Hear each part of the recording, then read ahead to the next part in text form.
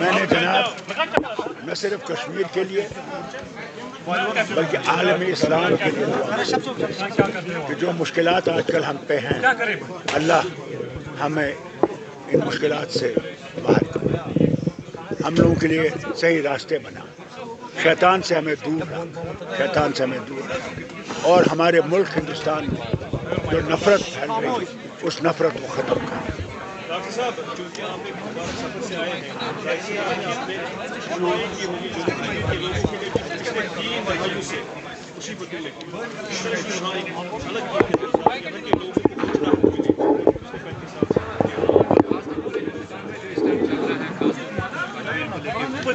جناب جتنا مجھ سے ہو سکا میں نے دعا مانگی اللہ کے سامنے، دربار کے سامنے، نبی کریم صلی اللہ علیہ وسلم کے دربار کے سامنے کہ اللہ ہماری مشکلات کو آسان کر، ہمارے لوگوں کو بھائی چارے میں رکھ، ہماری جو اس وقت حالت ہے کہ نفرتیں پیدا کی جا رہی ہیں مذہبوں میں، ان نفرتوں کو ختم کر اور پھر سے ہم میں اتحاد اور اتفاق ہے، یہی سب سے بڑی چیز ہے۔ ڈاکٹر صاحب، کیونکہ جس سفر سے آپ آئے ہیں وہاں لوگ کندھے سے کندھے ملا کر بنا کسی ذات پات کے رہتے ہیں، لیکن بدقسمتی سے ہمارے ملک میں جو نفرتیں پھیلائی جا رہی ہیں وہ سروے کے آرڈرس نکالے جا رہے ہیں جو ہمارے صدیوں پرانے، ہزاروں پرانے، اگر راج ترمی بھی دیکھیں گے 5 سے 7,000 سال پرانی ہسٹری ہے یہاں کی۔ اب ریلیجس پلیسوں کی سروے کے بارے میں بات کی ہے، یہی تو مصیبت ہے، جتنا مجھ سے مانگا گیا میں نے مانگا اللہ سے کہ رحم کر، ان مشکلوں سے ہمیں نجات دے، اور جو اس پہ لگے ہوئے ہیں کہ نفرتیں بڑھائی جائیں اللہ ان کے ان راستوں کو بند کر۔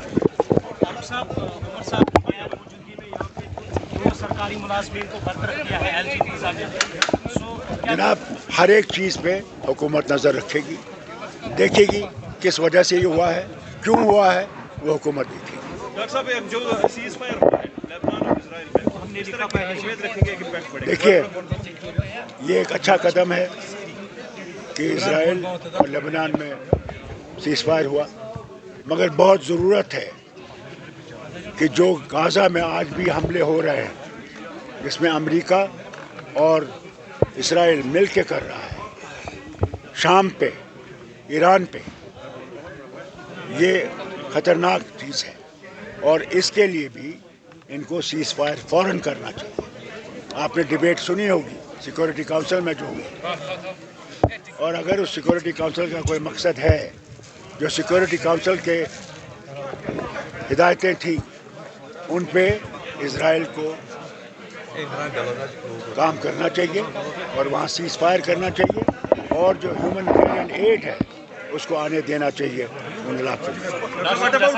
سنبھل جیسا واقعہ جب یہاں ہندوستان میں ہوتا ہے تو ساتھ میں مقدس درگاہ جو ہے حضور شریف، اس پہ بھی سوالیہ نشان کھڑے ہو جاتے ہیں۔ ایک مسلمان انسیف فیل کر رہا ہے اس ٹائم اپنے ہی ملک میں، ضرور اس میں کوئی دو رائے نہیں، انسیف کر رہا ہے، مگر اس کو میں حکومت ہندوستان سے کہوں گا اس کو بند کرو، کیونکہ مسلمان کو سمندر میں نہیں پھینک سکتے، 24 کروڑ مسلمانوں کہاں پھینکیں، اس لیے مسلمانوں کے ساتھ بھی برابر کا سلوک کیجیے، وہی ہمارا آئین ہے، آئین میں کوئی فرق نہیں ہے کسی مذہب میں، کسی زبان میں، سب برابر ہیں، اور اس چیز کو ان کو یاد رکھنا چاہیے۔ اگر آئین کو نے تتر بتر کیا پھر کہاں ہندوستان رہے گا؟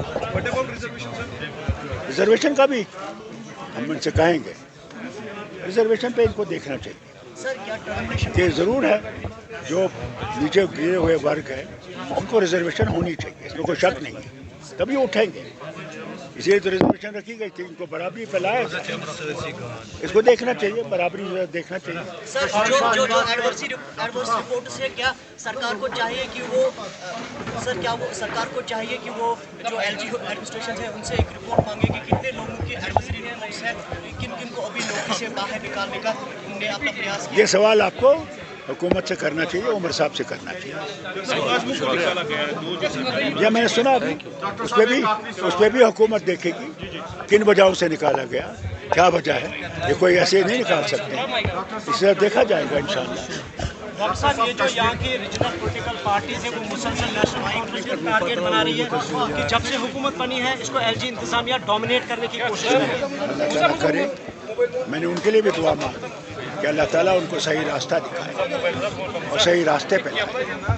हम लोगों के मसले बराबर हैं, उसमें इनको भी मदद करनी चाहिए। तनकीद से कोई चीज़ फैसला नहीं होता है। तनकीद सिर्फ तनकीद करने के लिए कि अपने आप को बनाने के लिए वो सही नहीं है, वो रास्ता गलत है।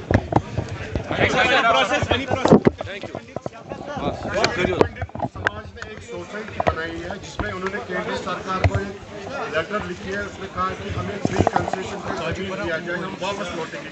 वो गवर्नमेंट देखिए क्या कहेंगे। देखिए, जब मैं भी वज़ीर आला था, 370 भी था, हमने कोशिश की इनको बचाने की। उस वक्त हालात बहुत ख़राब थे। कौन रोकता है कश्मीरी पंडित को यहाँ आने से? यहाँ जितनी भी जमातें हैं उन्होंने कहा इनको आइए, घर आइए, उनका फैसला है आएंगे कब आएंगे, ये उनका फैसला है, हमारा फैसला नहीं है। हमारे लिए तो उनके लिए दिल खुले हैं। सर